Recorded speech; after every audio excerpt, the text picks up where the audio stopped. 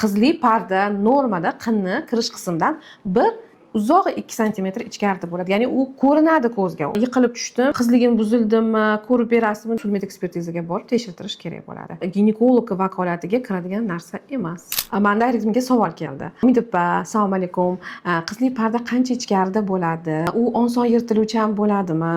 Ichkariga 2-3 santimetr dush kirg'izib yuvsa yirtiladimi deb so'ralgan. Baraka topib ko'r. Qizli tugul umuman turmushga chiqqan ayollarga ichiga kirg'izinglar narsa demayman hech qachon. Birinchi navbatda qinni mikroflorasini buzadi.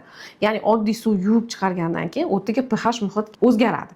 Qiz bolaga 2-3 santimetr ichkariga nima bor? Qizli parda normada qinni kirish qismidan bir uzog'i 2 santimetr ichkarida bo'ladi. Ya'ni u ko'rinadi ko'zga birinchi navbatda. U oson yirtiluvchan bo'lmaydi.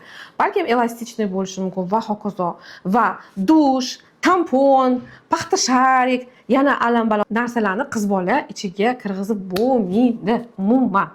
Va albatta yana shunaqa savol keladi. Yiqilib tushdim, keyin hayz qonim kelib qoldimi, yo bu qizligim buzildimi, ko'rib berasizmi deydi. Yo'q, agar shunaqa gumon bo'lsa, uning uchun sun'iy ekspertizaga borib tekshirdirish kerak bo'ladi. Bu oddiy shifokor ginekolog vakolatiga kiradigan narsa emas. Shuning uchun yiqilishinglardan oldin, dush ichiga kirgizishdan oldin, qo'linglarni qiziq qayerda ekan, u qizli pardada tiqib ko'rishdan oldin shu videoni yaxshilab ko'rib, yaqin dugonangizga yuborib qo'ying.